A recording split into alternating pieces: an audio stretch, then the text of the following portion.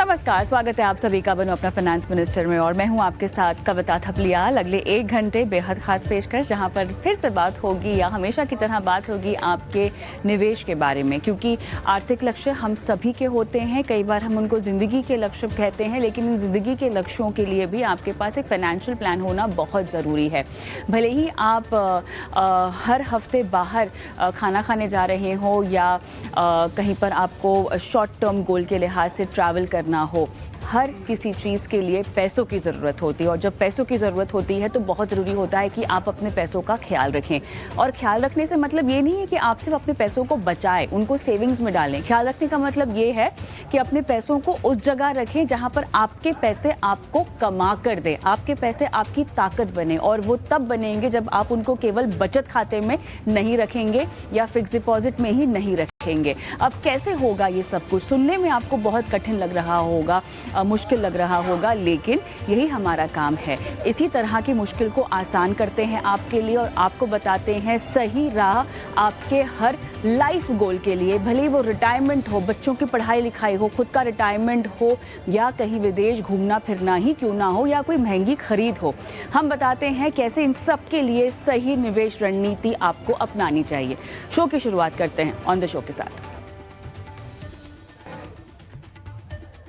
निवेश से पहले कैसे करें एसआईपी की प्लानिंग? जी हाँ, निवेश के लिए अगर आप समझना चाहते हैं अपने लिए कोई भी निवेश का विकल्प, तो कैसे आपको एनपीएस इसमें शामिल करना होगा। एनपीएस रिटायरमेंट का एक ऐसा लक्ष्य, जहां ऐसा निवेश का विकल्प जिसके ज़रिए आप अपनी रिटायरमेंट की प्लानिंग कर सकते हैं। एनपीएस म्यूचुअल फंड से बेहतर है या नहीं, हम आपको बताएंगे इस शो में। अपने पोर्टफोलियो में एनपीएस को शामिल करें या ना करें, हम आपको बताएंगे हमारे एक्सपर्ट्स के जरिए शो में आगे।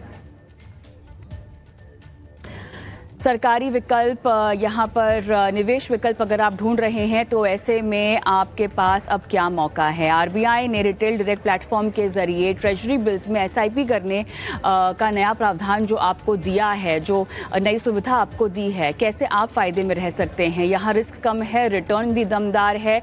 कैसे खरीदे और बेचे जा सकते हैं सरकारी सिक्योरिटीज़, हम आपको बताएंगे। और बैंक लॉकर के हक की बात होगी। कैसे मिलेंगे मृतकों के बैंक खाते और लॉकर में जमा पैसे? कब से लागू होगा नॉमिनी क्लेम का नया नियम? नॉमिनी ना होने पर आप कैसे ये क्लेम कर सकते हैं, ये हम आपको बताएंगे हमारे शो में। आरबीआई के क्या कहते हैं नए नियम आपके बैंक लॉकर क्लेम को लेकर? शो में होगी विस्तार से चर्चा इस मुद्दे पर।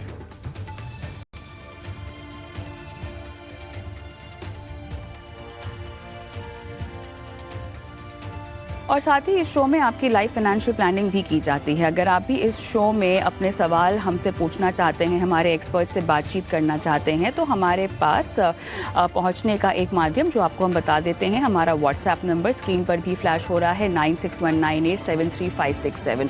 इस नंबर पर आपको अपने सवाल छोड़ देने हैं और इन्हीं सवालों के ज़रिए जो है आप हम तक पहुँच सकते हैं। अपने सवाल डिटेल में डालिएगा, जिसमें आपकी निवेश की रणनीति फ़िलहाल क्या है, किस तरह के निवेश विकल्प में आप निवेश करना चाहते हैं, आपके फाइनेंशियल गोल्स क्या हैं। योजनाबद्ध तरीके से जो है हम आपको निवेश की तमाम सलाह देते हैं।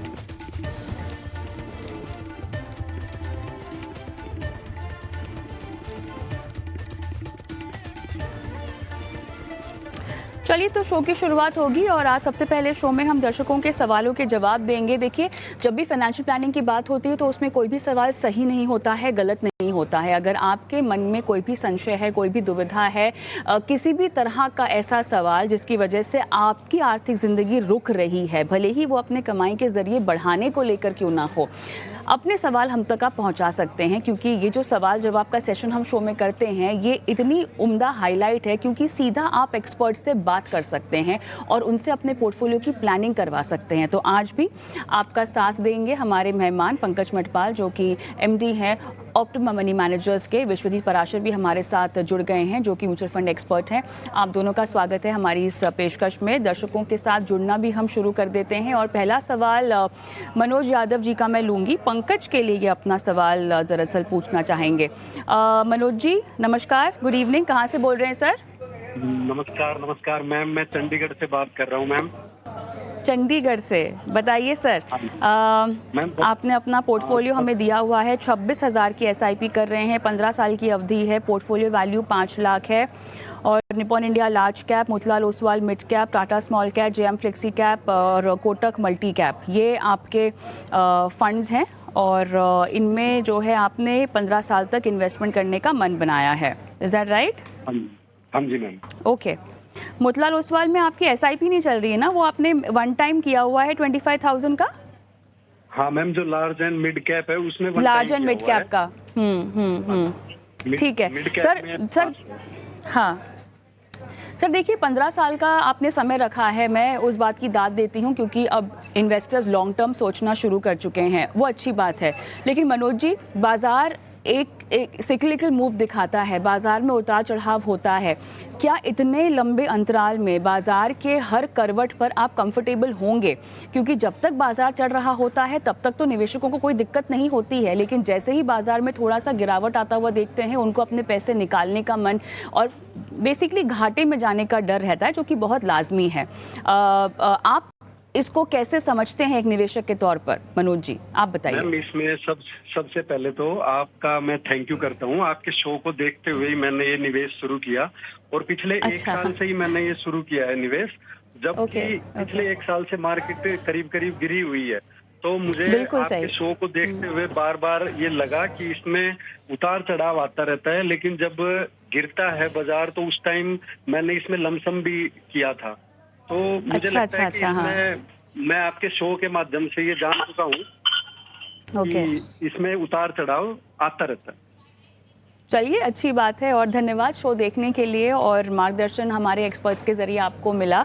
कहीं ना कहीं हमारी ये मुहिम रंग ला रही है। अच्छा लगता है जब आप जैसे दर्शक और निवेशक हमें कॉल करते हैं और सराहना भी करते हैं। आपकी फाइनेंशियल प्लानिंग की शुरुआत करते हैं और पंकज जी, आपके पास आती हूँ सबसे पहले। तो बाजार में उतार चढ़ाव का मामला तो ये समझ गए हैं अच्छे से। 1 साल पहले इन्होंने पोर्टफोलियो बनाया है, लेकिन सवाल अभी हम ले रहे हैं इनका, जो मौजूदा फंड हैं वो भी मुझे अपने कैटेगरी के लीडर तो लग ही रहे हैं, लेकिन क्या इन सबको एक साथ एक समय एक पोर्टफोलियो में होना इनके लिए सही रणनीति होगी? कविता जी नमस्कार, विश्वजीत जी नमस्कार और हमारे सभी व्यूअर्स को भी नमस्कार। कविता जी देखिए, आपने बहुत सवाल क्लियरली पूछा और मुझे अच्छा लगा कि मनोज जी ने बहुत ही मैच्योरिटी वाला आंसर दिया। उन्होंने पिछले 1 साल पहले मतलब निवेश की शुरुआत की और 1 साल में हमने देखा कि मार्केट में रिटर्न ज़्यादा नहीं बने हैं और फिर भी वो बहुत पॉजिटिव है और यही चाहिए होता है। देखिए, इक्विटी का ये स्वभाव है कि मार्केट ऊपर-नीचे होगा, आपके रिटर्न कभी कम होंगे, कभी ज़्यादा होंगे, लेकिन लॉन्ग टर्म में ही आपको यहाँ पर वेल्थ बनते हुए दिखाई देगी। शॉर्ट टर्म के लिए हमारे पास डेट फंड्स हैं, फिर हाइब्रिड फंड्स हैं। तो जिस तरह के फंड्स मनोज जी आपने रखे हैं पोर्टफोलियो में, ये लॉन्ग टर्म के लिए बिल्कुल सूटेबल है और क्योंकि अलग-अलग कैटेगरी के हैं फंड्स आपके पास में, लार्ज एंड मिड कैप भी है, लार्ज कैप है, स्मॉल कैप है, लार्ज एंड मिड कैप है, सब तरह के फंड्स आपने रखे हुए हैं। लेकिन स्कीम सारी अच्छी हैं, एलोकेशन भी अच्छा है, क्योंकि आपने कहा है कि आपका नज़रिया जो है 15 साल का है और आपका जो लार्ज कैप में एक्सपोज़र है, वो लार्ज कैप फंड तो है ही है आपके पास, plus multi cap, flexi cap, large and mid cap, इनके ज़रिए भी आपका एलोकेशन लार्ज कैप में काफ़ी हो रहा है। और लॉन्ग टर्म में हम जानते हैं कि शॉर्ट टर्म में मिड कैप, स्मॉल कैप में ज़्यादा उतार-चढ़ाव की संभावना रहेगी, लेकिन लॉन्ग टर्म में ग्रोथ पोटेंशियल ज़्यादा होता है। तो मेरी एक राय है यहाँ पर, यदि आप जो Nippon India large cap fund fund आपके पास है, उसमें एसआईपी रोककर Motilal Oswal large and mid cap fund जो आपके पास है, उसमें एसआईपी नहीं चल रही है, आपने लमसम किया हुआ है, उसमें एसआईपी शुरू कर दें। तो इससे थोड़ा क्या होगा, लॉन्ग टर्म के हिसाब से यहाँ पर पोटेंशियल बढ़ जाएगा और आप समझते हैं उतार-चढ़ाव को कि शॉर्ट टर्म में रहता है। तो इसलिए मैं आपको सजेशन दे रहा हूँ कि लॉन्ग टर्म के हिसाब से आप large and mid cap fund जो आपके पास ऑलरेडी है, उसमें एसआईपी शुरू कर दीजिए। और साथ में मैं एक कैलकुलेशन बता देता हूँ कि यदि 5 लाख रुपए आपके पास लमसम में पोर्टफोलियो की वैल्यू हो गई है आपकी और प्लस 26,000 की एसआईपी है, तो 12% के सीएजीआर पर करीब आप 1 करोड़ 51 लाख की उम्मीद कर सकते हैं। लेकिन क्योंकि लॉन्ग टर्म में पैसे की वैल्यू कम हो जाती है, ये भी आप समझते होंगे, महँगाई की वजह से, तो राय मेरी ज़रूर रहेगी कि आप स्टेप अप कीजिए और कम से कम 10% से सालाना स्टेप अप आपको करना चाहिए और यदि 10% से स्टेप अप करते हैं, तो कैलकुलेशन निकल कर आ रही है कि 15 साल में आप करीब 2,43,00,000 रुपए इकट्ठा कर सकते हैं, जहां आप बिना स्टेप अप के 1,51,00,000 की उम्मीद रख सकते हैं। वही स्टेप अप करते हैं तो 2,43,00,000 बनते हुए दिखाई दे रहे हैं। इसलिए स्टेप अप जरूर कीजिए और एक बदलाव मैंने आपको सजेस्ट किया है, उसके बारे में आप सोच सकते हैं। All the best to you. Manoj ji, आपको पंकज जी से कुछ पूछना है? नहीं, थैंक यू मैम। एक्चुअली मैंने आपके शो को देखते हुए ये सब तरह के फंड अपने पोर्टफोलियो में जो स्मॉल कैप है, मिड कैप है सारे, तो ये सर ने जो बताई है मैं इसको फॉलो करूंगा कि निपॉन इंडिया Okay. के बजाय वो दूसरे वाले फंड में जो लार्ज एंड मिड कैप है उसमें मैं अपनी एसआईपी। ओके, चलिए, all the best Manoj ji. अगला सवाल एनसी हल्दर साहब का मैं लेना चाहती हूँ। नमस्कार सर, कैसे हैं? हाँ, नमस्ते मैडम। मैं बहुत अच्छा हूँ, आप कैसे हैं? मैं बिल्कुल ठीक हूँ सर, थैंक यू हेलो। अपना सवाल भेजने के लिए। कहाँ से बोल रहे हैं आप? मैं मैडम पटियाला पंजाब से बोल रहा हूँ। चलिए, अब पहले कॉलर भी हमारे चंडीगढ़ से, आप पटियाला से। बताइए, धन्यवाद कैसे मैडम, आपकी आपने सहायता मेरा कर कॉल सकते किया। हैं? बस जी सर। मैडम, ये पोर्टफोलियो भेजा हो ना, इसमें से 6 फंड में से 2022 से तो 2 फंड शुरू किया था, पारंपरिक फ्लेक्सी कैप और स्मॉल कैप। एसबीआई का स्मॉल कैप है, तो इसमें टोटल करीब 60,000 करीब एसआईपी, और मैं एक बैंकर हूँ। 2028 में रिटायरमेंट है। Okay sir. लेकिन, हाँ, मेरा जो कैपेबिलिटी है, मैं 32, मैं एक सर्विसमैन भी हूँ, पेंशन भी है, तो मैं 32 हाँ। तक कंटिन्यू कर सकता हूँ। तो ठीक है, आप लोगों का 2032 तक प्रोग्राम मैं इन्वेस्टमेंट बहुत दिनों कंटिन्यू से- करेंगे। हाँ, बहुत सालों से ही ऑब्जर्व करता हूँ, इसलिए बनाया था आपसे जी मोटिवेशन लेके आप लोगों का प्रोग्राम से। तो मेरा ये चलिए, अच्छा लगा। जानना है, मतलब थोड़ा सा पोर्टफोलियो को रिव्यू करा दीजिए और डाइवर्सिफाई प्लीज मैडम। मतलब कोई अगर ठीक है। रिक्वायरमेंट है कुछ होने का, क्योंकि जैसे quant large and mid cap का बहुत ही मतलब परफॉर्मेंस ठीक नहीं है, पिछले 1 साल से माइनस नहीं गया है। बिल्कुल यहाँ भी- बिल्कुल। हाँ, थोड़ा सा बिल्कुल मैडम, आपसे एक एडवाइस चाहता हूँ। कोई पंकज सर जो भी आपका एडवाइस देंगे, ठीक है। रिव्यू करा हल्दर दीजिए। साहब, एक सवाल मुझे जो आपसे पूछना है, अभी तो आपने कहा कि पेंशन आपको मिलेगी 1 CR 2032 के बाद आपको 1 करोड़ ही चाहिए, है ना? हाँ मैडम, हाँ मैडम। ठीक है। लेकिन मैं जो अभी जो फिलहाल बैंक में सर्विस करता हूँ, ये 2028 में रिटायरमेंट है, तो उसके बाद आपको क्या कुछ लमसम भी लेना मिलेगा क्या चाहिए? रिटायरमेंट का सर?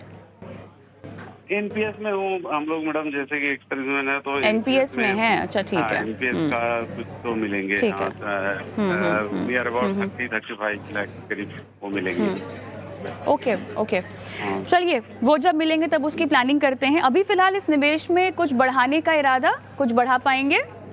हम बढ़ा तो पाएंगे, लेकिन ये quant large and mid cap वाला में बड़ा एक नहीं, वो फंड्स तो आपको रेकमेंड कर दिए जाएंगे, लेकिन ओवरऑल जो राशि है उसमें आप अपने अभी फिलहाल ज्यादा नहीं करा सकते, लेकिन 10% करीब नेक्स्ट ईयर से कर सकता हूँ मैडम। चलिए ठीक है, कोशिश कीजिएगा। बाकी देखते हैं आपका गोल कैसे अचीव होता है। विश्वजीत जी, सारी बातें आपने सुन ही ली हैं। 2032 तक इन्वेस्टमेंट कर सकते हैं, ये 28 में रिटायर हो जाएंगे, 32 तक इन्वेस्टमेंट करेंगे, उसके बाद ऑलमोस्ट 1 CR का टारगेट इन्होंने रखा है। उसके भी आगे जा सकते हैं ना, अगर ये अपनी निवेश राशि बढ़ा दे तो? बिल्कुल। मैं हल्दर साहब जी, आपका जो पोर्टफोलियो है काफी डाइवर्सिफाइड है और काफी फंड्स आपने जो चुन रखे हैं वो काफी अच्छे हैं। आईसीआईसीआई ब्लू चिप है, एक आपके पास पैसिव फंड भी है लार्ज कैप में। लार्ज कैप में अच्छा खासा एक्सपोजर है और आप जो quant large and mid cap से निकलना चाहते हैं तो वहां से मेरे ख्याल से निकल सकते हैं, क्योंकि लार्ज कैप में आपके पास अच्छा खासा एक्सपोजर है और परफॉर्मेंस की वजह से निकलना चाह रहे हैं। तो यहाँ से आप एक वैल्यू स्टाइल फंड ले सकते हैं, क्योंकि आपके पोर्टफोलियो में अगर देखें तो कोई वैल्यू स्टाइल फंड नहीं है। तो मेरे हिसाब से एक एचएसबीसी का वैल्यू स्टाइल फंड आप कंसिडर कर सकते हैं। एक डिफरेंट इन्वेस्टमेंट स्टाइल भी आपके पोर्टफोलियो में आ जाएगा। इसके अलावा एसबीआई का स्मॉल कैप भी अगर मैं देखूं तो आप यहाँ से भी थोड़ा चेंज कर सकते हैं परफॉर्मेंस की वजह से। आप यहाँ पे या तो बंधन का स्मॉल कैप ले सकते हैं या फिर निपॉन का स्मॉल कैप भी स्विच कर सकते हैं। तो ये थोड़े से बदलाव अगर आप कर लें तो अच्छा रहेगा पोर्टफोलियो में, और बेहतरीन डाइवर्सिफिकेशन हो जाएगा। जहां तक कि गोल का सवाल है, आपने 60,000 की एसआईपी कर रहे हैं, तो मैंने 5 साल का कैलकुलेशन किया था क्योंकि आपने 2030 का लिखा था। तो 2030 तक ये 50 लाख रुपए बन जाता है एसआईपी से, और जो 12 लाख का आपका लमसम है ये भी करीब-करीब 21 लाख बन जाता है। तो 70 लाख रुपए आपके पास 5 साल बाद हो जाएँगे और 30 लाख का फिर भी गैप रहेगा। तो कहीं न कहीं आपको अपनी एसआईपी तो बढ़ानी पड़ेगी करीब-करीब 10-15% से, या फिर अपनी अभी जो एसआईपी है उसको 30-40 हज़ार बढ़ाना पड़ेगा, तब जाके आप 1 करोड़ के लक्ष्य तक पहुँचेंगे। क्योंकि लक्ष्य का जो पीरियड है वो 5 साल का रखा है और 7 साल का आप जैसे बोल रहे हैं, तो हो सकता है थोड़ा-सा और परसेंटेज कम करनी पड़े। तो मेरे ख्याल में 15% का अगर आप एसआईपी बढ़ाते हैं एनुअली, तो आप अपने गोल तक आराम से पहुँच जाएँगे। और जब आपका एनपीएस का कॉर्पस आएगा तो वो भी आप इन्हीं फंड्स में निवेश कर सकते हैं, डाइवर्सिफाई कर सकते हैं। तो मेरे ख्याल में वो जब देखेंगे 5 साल बाद क्या सीन रहेगा। बट अभी के लिए ये 2 बदलाव करें और एसआईपी जितनी बढ़ा सकते हैं उतना बेहतर रहेगा। तभी आप अपने गोल तक पहुँच पाएँगे जो 1 करोड़ का लक्ष्य आपने रखा हुआ है। हल्दर साहब बताइए, फिलहाल कोई सवाल आपको बदलाव बता दिए हैं? एक ही सवाल है, एसबीआई जो स्मॉल कैप है इससे निकल जाऊं ना पॉज करूं, और क्वांट का दोनों नहीं, चीज में उससे बाहर निकलने की सलाह दी जा रही है और क्वांट का लार्ज एंड मिड कैप भी बंद करने की सलाह दी जा रही है। बंधन का स्मॉल कैप ले लीजिए, प्रदर्शन उसका ठीक लग रहा है। बाकी एचएसबीसी के वैल्यू फंड में आपको निवेश करने की सलाह दी जा रही है। और एक मेन सवाल मैडम, जो 2028 में रिटायरमेंट है उसके लिए क्या प्रिकॉशन ले, कौन सा, जैसे कोई बैलेंस एडवांटेज फंड और कुछ में इन्वेस्ट सर उसके लिए मुझे ये जानना होगा कि आपको वो पैसे कब तक निवेशित रखने होंगे, उन पैसों से आपका उद्देश्य क्या होगा, आप क्या करना चाहते हैं उन पैसे के साथ, क्योंकि अभी तो इस पोर्टफोलियो से तो आपको 1 CR चाहिए। उस निवेश से आपको क्या कितना चाहिए होगा, उस निवेश को आप कैसे ट्रीट करना चाहते हैं, क्या इमरजेंसी फंड बनाना चाहते हैं उसका, या आपको लॉन्ग टर्म वेल्थ के लिए उसको निवेशित रखना है, क्योंकि आपकी टाइम होराइजन के मुताबिक आपका एसेट क्लास डिसाइड होगा कि इक्विटी में ही डालिएगा कि डेट में डालिएगा। रिस्क आप नहीं ले सकते हैं तो हाइब्रिड कैटेगरी में डाल सकते हैं उन पैसों को, लेकिन उद्देश्य क्या है, क्या करना क्या है उन पैसों से? मतलब पेंशनर के हिसाब से पेंशन चाहिए मंथली कुछ, तो उन पैसों से आपको फिर एसडब्ल्यूपी चाहिए, मतलब हर महीना आपको कुछ रकम मिल जाए। Exactly madam. तो वो कितनी रकम होगी जो आपके हाथ में आएगी? मैडम करीब 35 लाख टाइप का आएंगे ना। 35 लाख आपके हाथ में आएंगे, तो वो 35 लाख को आप कब तक निवेशित रखेंगे और निवेश के कितने साल के बाद आपको चाहिए होंगे पैसे उसमें से हर महीना, और कितने पैसे चाहिए होंगे, कितना परसेंटेज चाहिए होगा हर महीना? मैडम करीब 50,000 करीब ऐसे ही। 15,000 रुपए चाहिए। 2028 में आपके हाथ में वो पैसे आएंगे 35 लाख, कब तक उसको निवेशित रखेंगे आप? 5 ईयर। 5 साल आप उनको निवेशित रख सकते हैं। बताइए विश्वजीत जी, 15,000 रुपए हर महीना 35 लाख में से। जी हल्दर साहब, 15,000 या 50,000, थोड़ा 15 बोला या 50 बोला आपने? 15 बोला कि 50 बोला? 50 मैडम। 50 बोल रहे हैं, 50,000 चाहिए। जी, तो हल्दर साहब, जब आपको 35 लाख मिलेंगे उस समय, तो नेचुरली उस आपको अपना रिस्क प्रोफाइल जानना जरूरी है। वैसे तो हम ये भी सलाह देते हैं, जब आप रिटायरमेंट के करीब होते हैं तो इक्विटी से थोड़ा-थोड़ा जाता है। तो कोशिश करें अपना रिस्क प्रोफाइल को एनालाइज करें, और उस समय हाइब्रिड फंड कंसिडर कर सकते हैं, क्योंकि वहां पे आपको डेट और इक्विटी का एक कॉम्बिनेशन मिलेगा, और एसडब्ल्यूपी सिस्टमैटिक विड्रॉल प्लान एक बेहतर विकल्प होगा जहां से आप अपनी पेंशन प्लान कर सकते हैं। तो आपको एक लॉन्ग टर्म पेंशन प्लान करनी है, तो रेगुलर इनकम आती रहे और वो जो कॉर्पस है वो भी आपका ग्रो करता रहे, ताकि आगे चल के भी आपकी पेंशन लाइफ टाइम चलती रहे। क्योंकि इन्फ्लेशन की वजह से पेंशन अमाउंट भी बढ़ती जाएगी। 50,000 केवल 50,000 नहीं रहेगा, हो सकता है 10 साल बाद 70-75,000 हो जाए। तो आपको वो पैसा भी ग्रो करना है, और कुछ पैसा आप ऐसा रखें जो इक्विटी में रखें जिसकी आपको 5-7 साल जरूरत ना पड़े, ताकि वो पैसा ऑटोमेटिकली 12% के हिसाब से भी हर 6 साल डबल होता रहे, जो आपकी इन्फ्लेशन या महंगाई को कंसिडर करता रहे और आपको रेगुलर इनकम देता रहे। तो आपको एक पोर्टफोलियो बनाना पड़ेगा अपने रिस्क प्रोफाइल को समझते हुए।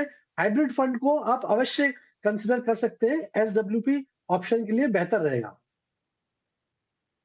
ऑलराइट, चलिए, आपको फिलहाल ये रिकमेंडेशन दी जा रही है। देवेंद्र साहब मेरे साथ जुड़े हुए हैं फोन लाइन पे। सर नमस्कार, कहाँ से बोल रहे हैं? नमस्कार मैडम, मैं दिल्ली से बोल रहा हूँ। ओके, पूछिए देवेंद्र जी। हाँ मैडम, मैं 2022 में रिटायर हुआ था और ओके। अब मेरा जो कॉर्पस है वो सारा मैंने एफडी में दिया हुआ है, और उसी से जो मेरा ब्याज आता है ना, उसमें से मैं 50,000 की एसआईपी करता हूँ। पांच फंड मैंने आपको लिखे हैं, उसमें 10,000 की मेरी जी। एसआईपी है। वो इसी साल फरवरी में सर। शुरू की है मैंने। हम्म। तो एक तो मुझे ये देखना था कि इसमें जो मेरा पोर्टफोलियो है वो ठीक है या इसमें कोई चेंज की रिक्वायरमेंट है। ओके। और इसके अलावा मैं जो 5 है साल तक आप रुकना चाहते हैं ना केवल? हाँ, 5 से 10 साल तक।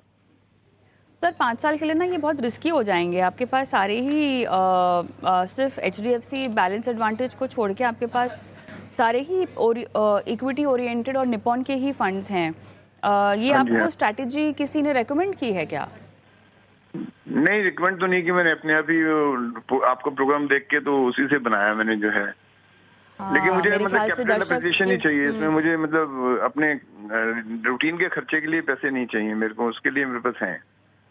तो आप 5 साल से ज्यादा बढ़ा सकते हैं ना, 10 साल कर दें हाँ, इसको, बिकॉज 5 साल के लिए रिस्क आपका बढ़ जाएगा सर। नहीं, 5 से 10 साल का है, और फिर बीच बीच में मैं लमसम भी डालता रहूंगा साल में, मतलब 5-6 लाख रुपए। तो उसके लिए भी तो कौन इन से पैसों में से तो इन हाँ जी। इस निवेश में से आपको हर महीना कोई रकम नहीं चाहिए होगी ना 10 साल के नहीं, बाद? ये नहीं, बस नहीं, आपने नहीं लॉन्ग टर्म चाहिए, वेल्थ नहीं के लिए चाहिए। रखा हुआ है। ओके, गॉट हाँ जी, इट। हाँ जी, ओके, हाँ। ठीक है, ठीक है। खन्ना सर बताते हैं आपको क्या करना चाहिए अभी। ठीक है, thank you. Okay, thank you. Pankaj ji, क्या सोल्यूशन है इनके लिए? पहले तो मैं दाद देनी चाहती हूँ, इनकी सीनियर सिटीजन है, लेकिन देखिए इन्होंने फिर भी इक्विटी में निवेश करने की हिम्मत रखी है और काफ़ी क्लैरिटी है मेरे ख्याल से गोल्स को लेकर कि इक्विटी में रुकना चाहते हैं, लंबा रुकना चाहते हैं। फंड्स भी अच्छे लिए हैं इन्होंने, और मेरे ख्याल से क्योंकि एएमसी जो चुनी है उसके तमाम फंड्स अच्छा प्रदर्शन भी दिखा रहे हैं, इसीलिए उन्होंने सभी को एक साथ भी ले लिया है पोर्टफोलियो में। पर थोड़ा सा डाइवर्सिफाई करना होगा, क्योंकि बाकी एएमसीज की अपनी अपनी फिलॉसफीज होती हैं खन्ना साहब, जिसका फ़ायदा भी आपको मिलना चाहिए। पंकज जी समझाएंगे, बताइए पंकज जी। कविता जी, बिल्कुल सहमत हूँ आपकी बात से। देखिए देवेंद्र जी, आपने एक तो एक ही एएमसी के बहुत ज्यादा फंड्स दिए हैं। दूसरी बात, जो पोर्टफोलियो बहुत अग्रेसिव है। आप नए निवेशक हैं, हालांकि आपको क्लैरिटी है, आप बिल्कुल कह रहे हैं कि आप 5 साल 10 साल तक रुके रह सकते हैं। आपकी एज हालांकि 63 ईयर्स की आपने बताई है, रिटायर्ड हैं आप।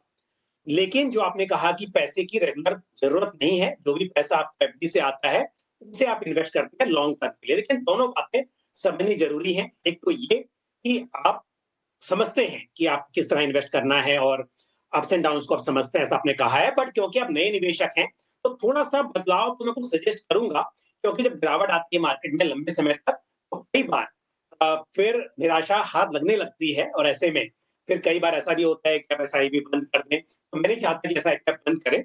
तो एक तो सजेशन ये है कि निवेश हो रहा है, तो आप Nippon India small cap fund अपनी एसआईपी रोक दें। उसके बजाय Nippon India multi cap fund जो है उसमें बढ़ा दें। ऑलरेडी आपका निवेश है, उसके जरिए आपको लार्ज कैप, मिड कैप और स्मॉल कैप का एक्सपोजर मिल जाएगा। तो प्योर स्मॉल कैप में ना रखें, निपॉन इंडिया का मल्टी कैप ऑलरेडी आपके पास है, उसमें अमाउंट को बढ़ा सकते हैं। दूसरी बात यह है कि आपके पास एक Nippon India active momentum fund है। अब मुझे नहीं पता कि आपको मोमेंटम स्ट्रेटेजी क्या होती है वो पता है या नहीं पता है, लेकिन ये फैक्टर है। और आपके लिए मेरी सलाह यही होगी, एक नए निवेशक के तौर पर भी कहूंगा आपको, और जैसे आपने अपना प्रोफाइल बताया, कि इस तरह के फैक्टर में इन्वेस्ट करने के बजाय यदि आप एक ब्रॉडर मार्केट में इन्वेस्ट करेंगे तो बेहतर होगा। क्योंकि मोमेंटम वगैरह जो ये फैक्टर्स होते हैं, तेजी के मार्केट में जब रैली होती है उस वक्त मोमेंटम में रिटर्न दिखाई देते हैं, लेकिन हर वक्त के लिए इस तरह के फैक्टर्स सुटेबल नहीं होते हैं। और आप बात कर रहे हैं कंसिस्टेंसी की, तो ऐसे में मल्टी एसेट एलोकेशन फंड जो कि आपके पोर्टफोलियो में नहीं है, उसमें आपको निवेश करना चाहिए।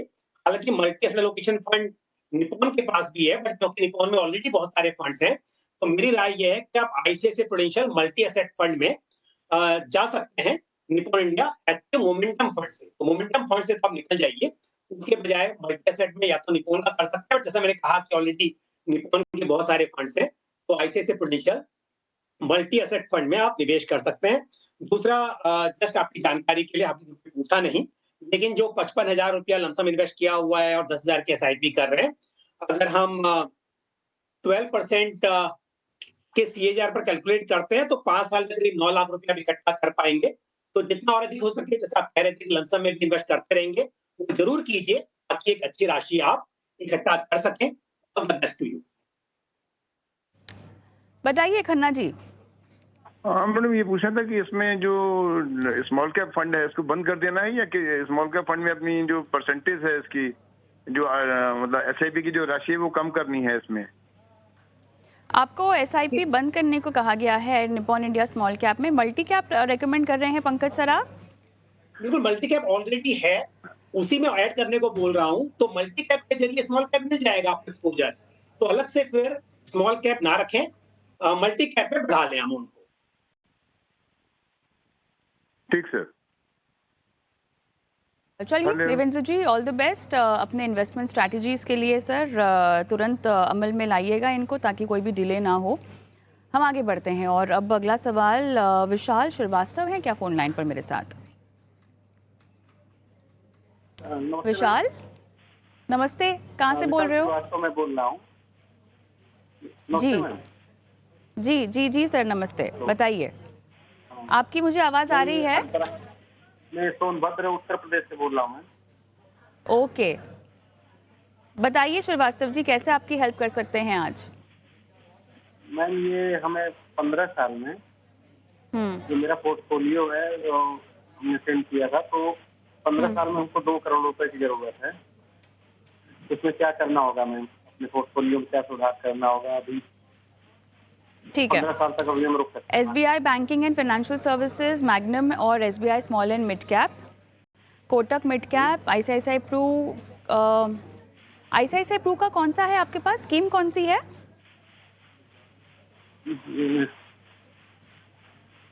स्कीम का नाम क्या है? स्कीम का नाम बताएंगे? ये ग्राफिक से हमें निकालना होगा, स्कीम का नाम नहीं है। ICICI प्रू का कौन सी स्कीम है सर? प्रूडेंशियल। हाँ नहीं नहीं, वो तो AMC का नाम है। आप थोड़ा सा पता लगाइए कि कौन सी स्कीम होगी। वो तो फंड हाउस का नाम है सर। पराग पारिक का फ्लेक्सी कैप है और PGIM इंडिया मिड कैप है। चलिए ठीक है, ये है। और एक स्कीम को लेके मुझे क्लैरिटी नहीं है आपके पास, वो केवल फंड का नाम है। 15,000 7 फंड हैं, 2 करोड़ अवधि 15 साल। ओके, बताइए विश्वजीत जी। जी बिल्कुल विशाल जी, एक तो ये स्मॉल एसबीआई का small and mid cap fund भी शायद नहीं होता, कुछ large and mid cap fund अवश्य होता है। तो वो भी आप एक बार चेक कर लें कि वो सही है या गलत है। हाँ। लेकिन ओवरऑल पोर्टफोलियो देखें क्या तो मुझे आपके ये पास लग रहा था विश्वजीत जी कि इन्होंने 2 फंड और ले रखे, अलग से स्मॉल कैप ले रखा होगा और इन्होंने मैग्नम मिड कैप शायद 2 बार डाल रखा है। चलिए यहाँ भी आपको चेक करना होगा Vishal Kumar ji. SBI small and mid cap भी हमें ग्राफिक से हटाना होगा, वो गलत स्कीम का नाम है। बताइए विश्वजीत। देखिए बिल्कुल, अगर इनका फंड्स देखें तो 3 मिड कैप फंड्स है कविता जी इनके पोर्टफोलियो में। तो मेरे ख्याल में इतने मिड कैप फंड्स की आवश्यकता नहीं है। तो PGI इंडिया का जो मिड कैप फंड है यहाँ से स्विच कर सकते हैं। इसके अलावा SBI का मिड कैप भी है, मैग्नम मिड कैप जिसको आप मिड कैप कहते हैं, और कोटक का मिड कैप फंड भी है। तो मेरे ख्याल में एक फंड कंसिडर कर सकते हैं, क्योंकि SBI के 2-3 फंड्स हैं। तो मेरे ख्याल में कोटक का मिड कैप फंड कंटिन्यू कर सकते हैं। और एक SIP जो है SBI मैग्नम मिड कैप का जो 1,000 रुपए है, वो कोटक मिड कैप में ही ऐड ऑन कर सकते हैं। इसके अलावा PGI इंडिया का जो मिड कैप है, इससे निकलकर एक स्मॉल कैप फंड ले सकते हैं जो यहाँ अभी नजर नहीं आ रहा है। तो इन्वेस्को इंडिया का स्मॉल कैप फंड कंसिडर कर सकते हैं, ताकि एक डाइवर्सिफिकेशन मिल जाए लार्ज कैप, मिड कैप और स्मॉल कैप में। और पराग पारिक फ्लेक्सी कैप अच्छा है। ICICI प्रूडेंशियल का जो फंड है, मैं अज्यूम कर रहा हूँ कि शायद वो लार्ज कैप हो। अगर नहीं है तो आप उसको लार्ज कैप में स्विच कर लें, ताकि एक लार्ज कैप, मिड कैप और स्मॉल कैप तीनों ही फंड्स आपके पोर्टफोलियो में होंगे। और जो SBI का BFS फंड है, business banking and finance fund होगा, ये एक थीमेटिक फंड है। तो यहाँ से भी निकलकर आप ICICI के लार्ज कैप फंड में ही ऐड कर दीजिए। तो ज्यादा फंड्स की आवश्यकता नहीं है, 4-5 फंड्स काफी है आपके पोर्टफोलियो के लिए। अगर ब्रॉडली देखें तो श्रीवास्तव जी 2 करोड़ का लक्ष्य थोड़ा सा ज्यादा है। अगर आप, क्योंकि अभी आप 15,000 की SIP कर रहे हैं, तो अगर आपको 2 करोड़ का लक्ष्य अचीव करना है 15 वर्ष में, तो करीब करीब 40,000 की SIP चाहिए। अगर एक साथ नहीं शुरुआत कर सकते तो करीब करीब 15% का स्टेप अप आपको एनुअली हर साल करना पड़ेगा, तब जाके आप अपने 2 करोड़ के लक्ष्य तक पहुंच पाएंगे। तो ये 12% के CAGR पे हमने कैलकुलेट किया है। उम्मीद करता हूं कि आप अपने गोल तक पहुंच पाए। और ये थोड़े से जो बदलाव है जरूर करें। ICICI का फंड को लार्ज कैप फंड ही ले प्रेफरेबली, अगर नहीं है तो स्विच कर ले। BFSI जो फंड है उसको भी स्विच करके ICICI में आ जाए और इन्वेस्टको इंडिया का एक स्मॉल कैप फंड ले लें, जो कि आपने PGIM इंडिया का मिड कैप फंड ले रखा है। तो ये 3-4 फंड्स चेंज करके आप एक अच्छा डाइवर्सिफाइड बैलेंस पोर्टफोलियो बनाएं, ताकि आपका रिस्क भी कम हो और रिवॉर्ड्स भी, रिटर्न भी आपको अच्छे मिले। बहुत बहुत शुभकामनाएं। चलिए, ऑल द बेस्ट। आगे बढ़ते हैं और सूरज कुमार जी का मैं सवाल लेना चाहती हूँ, हमारे साथ फोन लाइन पर है। नमस्कार सूरज कुमार जी। जी नमस्कार मैम। कहाँ से बोल रहे हैं सर? जी मैं यूके बलिया से बात कर रहा हूँ। ओके सर, आपने अपना पोर्टफोलियो भी दिया है, आपकी वाइफ का पोर्टफोलियो भी दे के रखा है। आपकी उम्र 28 साल की है। आपके पोर्टफोलियो में Motilal Oswal mid cap, Nippon small cap, Canara bank का स्मॉल कैप है और ICICI का लार्ज कैप फंड है। आपकी वाइफ के पोर्टफोलियो में स्मॉल कैप है, टाटा का, बंधन स्मॉल कैप है, पराग पारेख का फ्लेक्सी कैप है, लमसम डाल रखा है क्वांट के फ्लेक्सी कैप में 30,000। ओके, दोनों का ही गोल एक ही है? दोनों के फाइनेंशियल गोल एक ही हैं क्या? क्या कह रहे हैं? हेलो, क्या बोल रही है मैम? मैं आपसे पूछ रही हूँ कि दोनों की निवेश अवधि 15 से 20 साल है पोर्टफोलियो में? जी जी जी मैम जी। ठीक है। और आप जो है इस पोर्टफोलियो से कितना इकट्ठा करना चाहते हैं? जी मेरा 5 करोड़ का है मैम। दोनों मिलाकर 5 करोड़ इकट्ठा करना चाहते हैं। चलिए ठीक है, बताते हैं कैसे इकट्ठा होंगे। पंकज जी, निवेश कितना बढ़ाना होगा दोनों को? ये निवेश तो काफी बढ़ाना होगा। और सूरज जी देखिए, आपने जो अभी बताया 5 करोड़ रुपए, हालांकि जो स्कीम आपने बताई है उसके हिसाब से आपने तय किया हुआ है कि किस स्कीम में कितना टाइम तक रुकेंगे। और आपने ये भी कहा है कि 2023 से कुछ स्कीम में आपने ऑलरेडी निवेश किया हुआ था। कविता जी, इन्होंने जो अभी कहा 5 करोड़ और जो स्कीम बताई है उसके हिसाब से काफी डिफरेंस दिखाई दे रहा है। देखिए, अगर आप जो SIP कर रहे हैं अभी 30,000 रुपये महीना लार्ज कैप में और लार्ज एंड मिड कैप में, उसकी वैल्यू जो अभी टोटल मतलब 35,000 की SIP कर रहे हैं, 10 साल में करीब 78 लाख की उम्मीद आप उससे कर सकते हैं। और दूसरी जो 20,000 की SIP कर रहे हैं स्मॉल कैप में अलग से, इसके लिए आप कह रहे हैं कि थोड़ा लंबा टाइम हो सकता है, तो 20 साल की बात करें तो वहां पर भी 1 करोड़ 84 लाख की आप उम्मीद रख सकते हैं। तो या तो जो पहले अपने लार्ज कैप और लार्ज मिड कैप में किया हुआ है उससे भी 20 साल करेंगे तो डेफिनेटली पैसा बड़ा बन सकता है। पर यदि उसे आपसे 10 साल ही करना चाहते हैं, अलग अलग गोल के हिसाब से किया हुआ है, तो फिर राशि अलग अलग होंगी।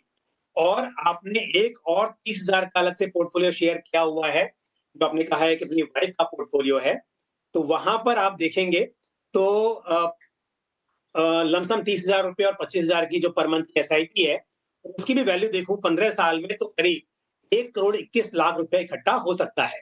तो इसके लिए अगर आप 20 साल को नजर रखते हैं तो डेफिनेटली 5 करोड़ रुपए इकट्ठा कर सकते हैं। पर अलग अलग समय पे देखेंगे तो कम लगेगा आपको। तो आपको तय करना होगा कि सब पूरा पैसा जो आप निवेश कर रहे हैं क्या 20 साल तक आप रुक सकते हैं। अदरवाइज SIP अमाउंट को बढ़ाइए। और एक बात और भी, यदि 20 साल की भी बात करें तो 5 करोड़ की जो वैल्यू है वो 1/3 हो जाएगी 20 साल में। अगर हम महंगाई की बात करें उस हिसाब से भी आपको अपनी राशि बढ़ाते रहना चाहिए। और इसके लिए स्टेप अप अच्छा जरिया है और बदलाव की जरूरत नहीं है। हालांकि अग्रेसिव पोर्टफोलियो है और आप लंबे समय के लिए निवेश करना चाहते हैं तो इसके लिए आप इन्हीं फंड्स के साथ आगे बढ़ सकते हैं। बस राशि को टाइम के साथ बढ़ाते रहिए। सूरज कुमार जी, ये बदलाव जो आपको बताए जा रहे हैं फंड्स के लिहाज से आपको अपने पोर्टफोलियो में लागू करने चाहिए। रिव्यू करते रहिए अपने पोर्टफोलियो को और अपने फंड्स की परफॉर्मेंस को। चलिए, इसी के साथ पंकज जी आपका और विश्वजीत जी आपका सवाल जवाब के सिलसिले को हम यहीं समाप्त करते हैं। बहुत बहुत धन्यवाद, आप दोनों का समय दिया और दर्शकों का मार्गदर्शन भी किया। और ब्रेक पर हम जाएं उससे पहले दर्शकों के लिए व्हाट्सएप नंबर मैं फ्लैश करवा देती हूं, क्योंकि इस व्हाट्सएप नंबर के ज़रिए आप हम तक पहुंच सकते हैं। अपनी लाइफ फाइनेंशियल प्लानिंग करवाना चाहते हैं तो अपने सवाल हम तक पहुंचाइए व्हाट्सएप नंबर पर 9619873567। और अगर आप चाहें तो यूट्यूब पर भी अपने सवाल छोड़ सकते हैं। एक ब्रेक और ब्रेक के उस पार बहुत ही अहम मुद्दे पर हम बातचीत करेंगे। कैसे निवेशक जो है अब डेट इंस्ट्रूमेंट्स में निवेश कर सकते हैं, गवर्नमेंट बैक्ड सिक्योरिटीज़ में निवेश कर सकते हैं, कैसे टी-बिल्स में आप SIP करके निवेश कर सकते हैं। इस पूरे मामले को समझेंगे एक्सपर्ट के साथ इस छोटे से ब्रेक के बाद।